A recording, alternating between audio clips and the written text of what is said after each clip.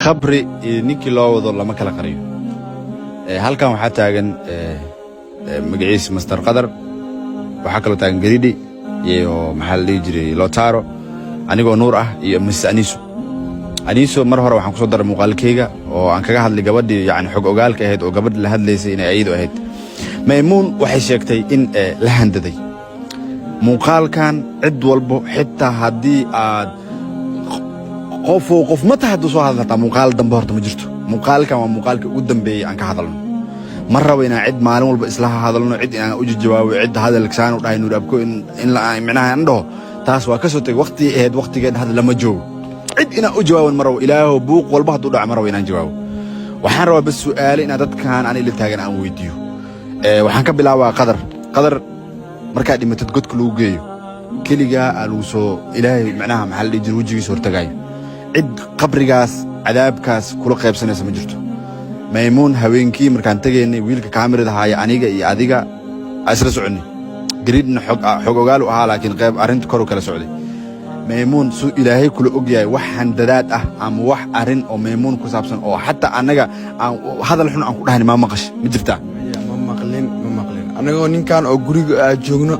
Nuur la soo wacay gabdhihii oo iida loo geeyay cashada xidaa ninkan ma cunin yaa dhageysta fiican u dhageysta cashada xidaa ma cunin wuu ka soo tagay gaariya maahinoo keenay guriga aadnay oo la yiri gabadhii tikid ay soo goostay maxaa dhacay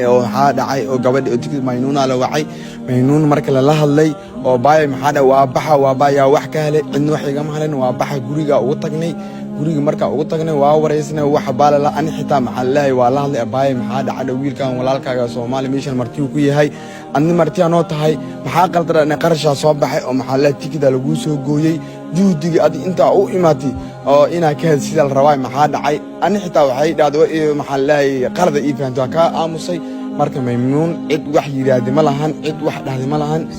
wiilkan saas ogaada aad iyo aad ma santahay Gariidi waxa tahay maanta qofkii sharciga gacanta ku hay sharciga maanta dhex joogta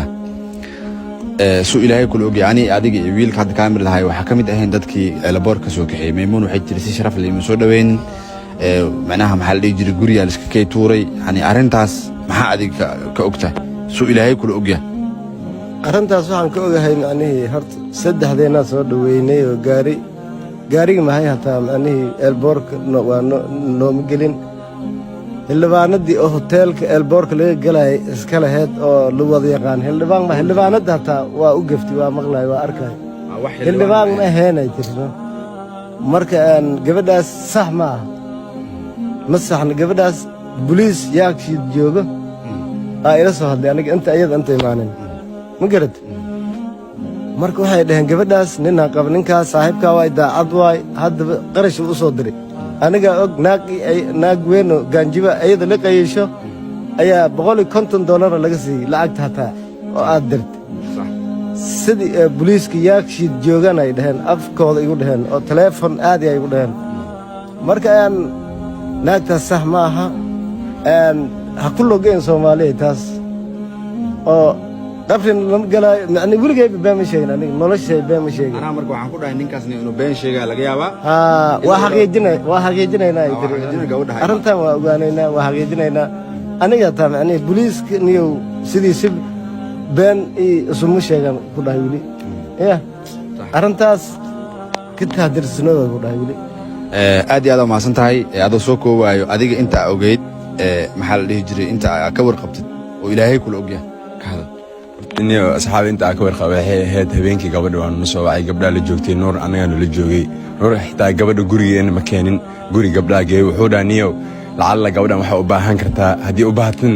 inaan iweydiisid waa iga xishoona gabadha ugeena gabar isfahmaan Soomahan habeenkii waan soo wacay waxa la gabadha tikada qaadatay waa bayaabnay ani Nuur waa baxnay iyo qadarna la socday waa baxnay xaafada tagnay gabadha waxa dhaanay abe maxaa ka qaldan hadii wax ka qaldiin noo sheegada anaga ishada ku sameeynay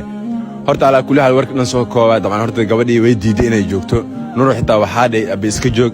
xaflada ku dhigayna baabaa ku dhigayna markaas bax xitaa waxa la bis ila bari la joog bari tikidka lagu baajina ma bijoogaya dad marka qofkaas waxa waay wallahi horta Nuur qalad miskanaadi Nuur qalad leeyahay guriga asi joogo keenan laha gabadhan laakiin Nuur beedho uu keenay laakiin guri asi adeegaya ma keenin